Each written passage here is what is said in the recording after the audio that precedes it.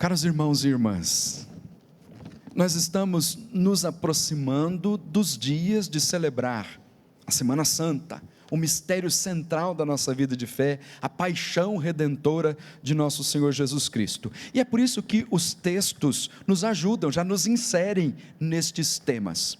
Primeiro, do livro dos Números, um texto que é uma prefiguração do poder radiante da cruz de nosso Senhor Jesus Cristo. Não simplesmente porque é uma cruz, mas porque é a cruz de nosso Senhor Jesus Cristo. O contexto do livro dos Números, desse trecho que nós acabamos de ouvir, é a blasfêmia que o povo começa a fazer contra Deus e contra Moisés, a impacientar-se, não tendo como que uma piedade suficiente para sofrer as demoras de Deus nas suas vidas. E também, com uma observação, eles saíram do Egito, mas parece que o Egito ainda não saiu deles, parece que eles sentem saudades ainda lá, daquela situação difícil que viviam, e começam a reclamar. Nos tirou de lá do Egito para a gente morrer de fome aqui nesse deserto. Parece que as práticas ruins que tinham lá no Egito não mudou ainda.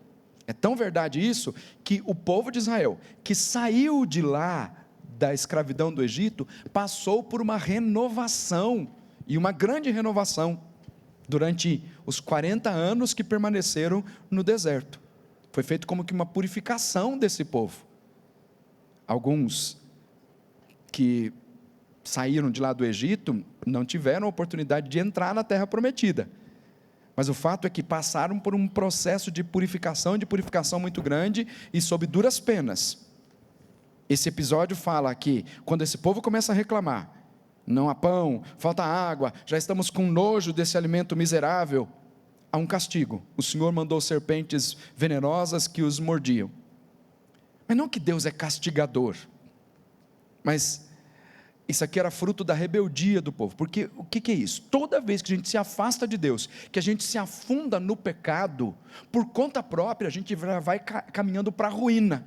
Essa é a representação dessas serpentes venenosas que foram enviadas e que mordeu, e muita gente morreu em Israel. Quer dizer, a inclinação para o pecado, aliás, ceder ao pecado, já nos leva a um comprometimento do nosso corpo e da nossa alma. Mas como já disse, esse texto é uma prefiguração do poder radiante da cruz de Jesus, onde se manifesta a misericórdia de Deus. Deus que olha para a fragilidade do ser humano, não o olha como sendo culpado, nem o julga como merecem as suas faltas, e envia o seu Filho.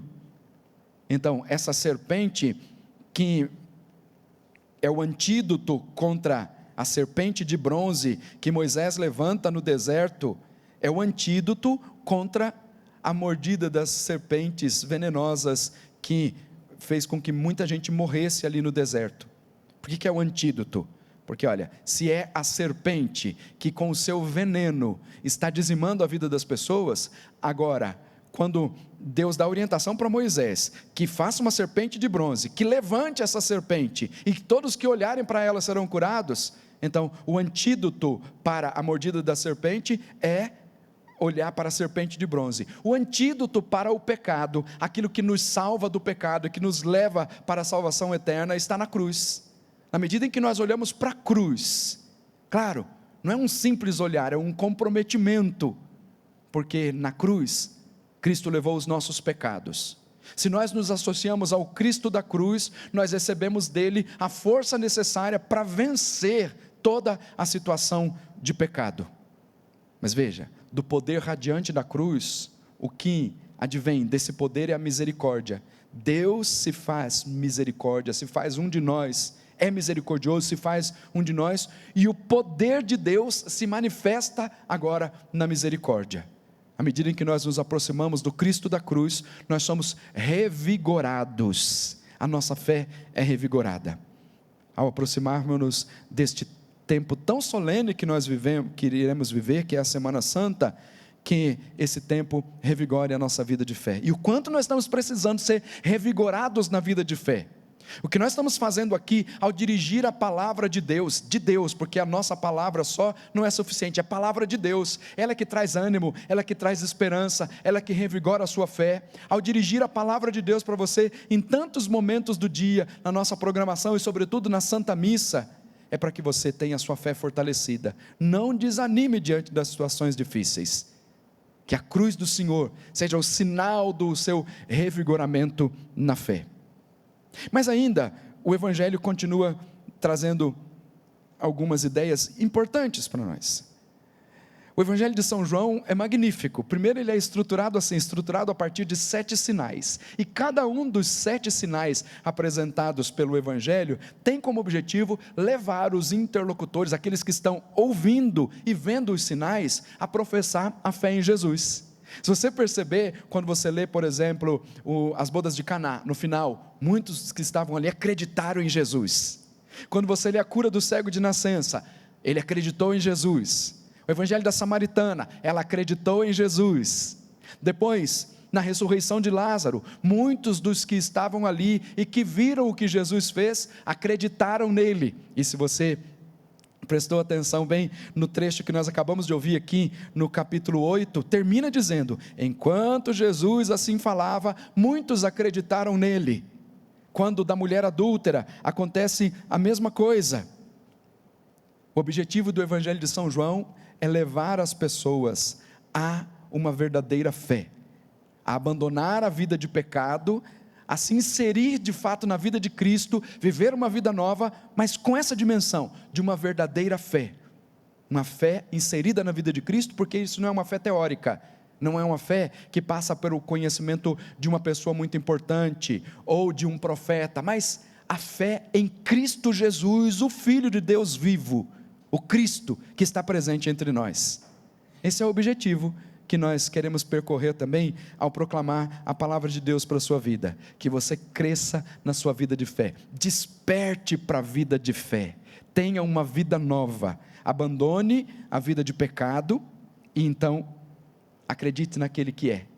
O Evangelho de São João também, em várias das suas partes, tem como que um jogo de palavras que, se você prestar bastante atenção, você consegue entender. Quando Jesus começa a dizer assim, o Evangelho de São João começa a dizer assim: disse-vos que morrereis nos vossos pecados, porque se não acreditais que eu sou, morrereis nos vossos pecados. Ele repete isso várias vezes: quando tiverdes elevado o Filho do Homem, então sabereis que eu sou. Isso é uma maneira de São João, nas entrelinhas, ir revelando quem de fato é Jesus. Jesus é Deus. Lembra do eu sou? O eu sou revelado lá no Antigo Testamento? Então, Jesus é esse, o eu sou. Jesus é Deus, e é acreditando que Jesus Cristo é o Filho de Deus, como fez Marta, como fez Pedro e tantos outros, é que nós seremos salvos. Portanto, que a nossa fé seja renovada pelo poder da palavra de Deus, que a sua esperança seja renovada pelo poder da palavra de Deus. Caminhemos firmes, porque com Cristo nós morreremos, mas para com Ele ressuscitar para uma vida nova. Essa é a nossa fé. Siga firme, não desanime. Jesus é a nossa esperança. Que Deus continue nos guardando. Assim seja, em nome do Pai, do Filho e do Espírito Santo. Amém. Amém. Humildemente apresentemos ao Senhor as nossas preces.